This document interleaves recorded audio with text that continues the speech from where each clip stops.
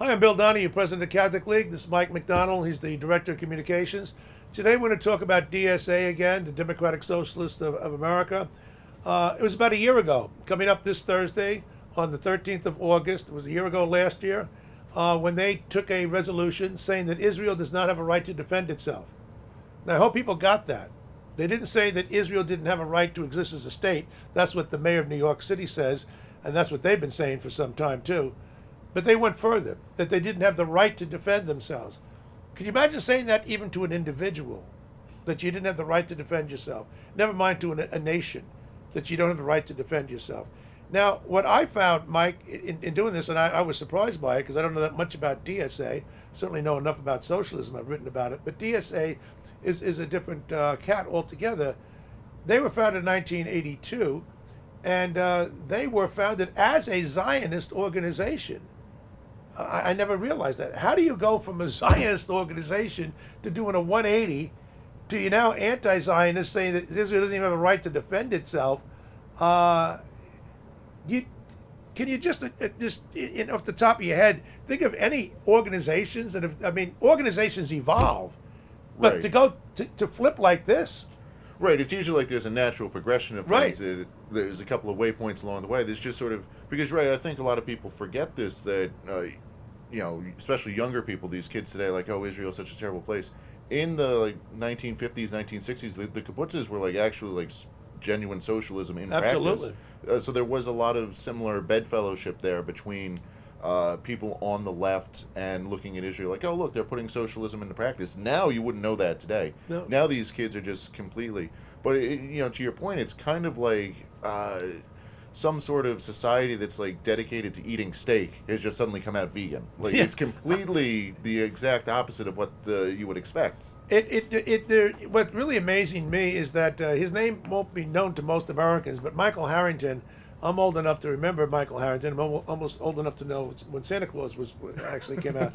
But Michael Harrington was an Irish Catholic who became a strong socialist, so strong that he turned against the Catholic Church. That's what they usually do. So he became an atheist. Yeah. Mike, I think his heart was in the right place. His head wasn't. He wrote a book in 1962 called The Other America, which I read. It was an answer to a kind of a rejoinder to John Kenneth Galbraith, the Harvard economist, his book, The Affluent Society. And Galbraith was saying America is the first affluent society really in history where most of the people become middle class. And Michael Harrington, to give him his credit, he said, but wait a minute, there are more than just pockets of poverty. We've got deep entrenched poverty in many parts of the country, West Virginia, etc., and we got to do something about it. JFK, President John F. Kennedy, read the book, and he decided we got to have a war on poverty. He was shot, and then Lyndon Johnson kind of picked up on that. The war on poverty didn't work because it created dependency. Michael Harrington went to his grave never figuring it out. I think his heart was in the right place. He never figured it out because he said, well, we didn't spend enough money. No, Mike, we spent the money. When you create dependency, you can't expect to have any success.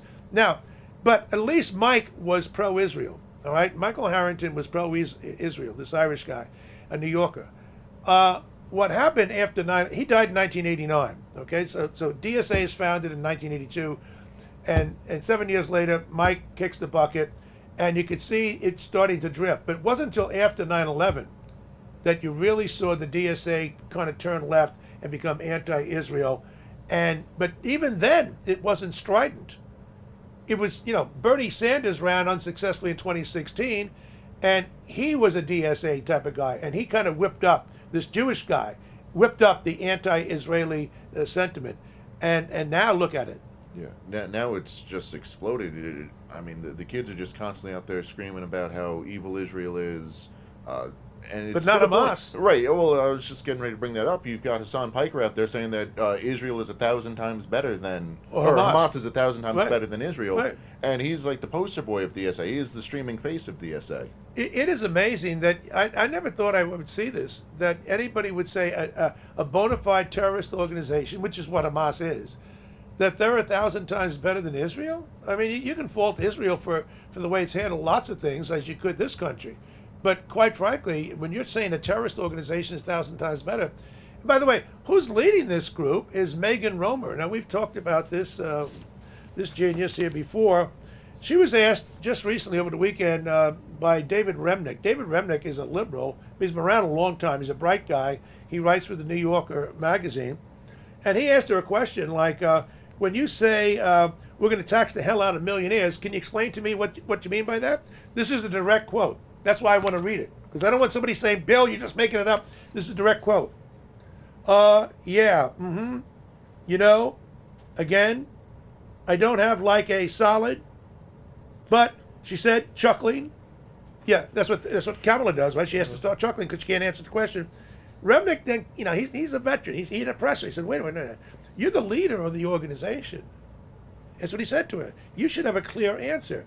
Her response was, that's a good question. These are the people who are running good parts of the Democratic Party. And then she says, oh, but this is democracy, isn't it, right? And we have to look, this is what Romer says, the head of the DSA, we have to look at what we have to spend, that would be good, and what we need. We don't want to depend on the existence of millionaires because that means people are still getting exploited. Right across the street is what? Macy's, Madison Square Garden. Madison Square Garden has a few millionaires playing basketball all the time, don't they? Yes, they do. And people in the concerts all the time, right? A lot of time. Did the people go to the concerts and go to the Knicks game? Did they feel exploited? They're making all these people millionaires. Apparently, according to them, they are. Maybe we should get a hold of them. Yeah, but maybe they should stand out front and let people know that they are being exploited. Like, how about you do that service? That would be good. The thing that gets me, Bill, millionaire. It's in the title. There's a number associated with that. What do you mean you don't have a number on hand? There's a number right in the name. And by the way, people, you should know that Hans Piker, who says that Hamas is worse than Israel, also says that America deserved 9/11. Remember that. He said we deserved 9/11. He's the advisor to Al Said guy out in Michigan. And he happens to be, guess what, a multi-millionaire. Holy smokes. How do these people, they want to rape the rich, they can start with themselves. Thanks so much, people.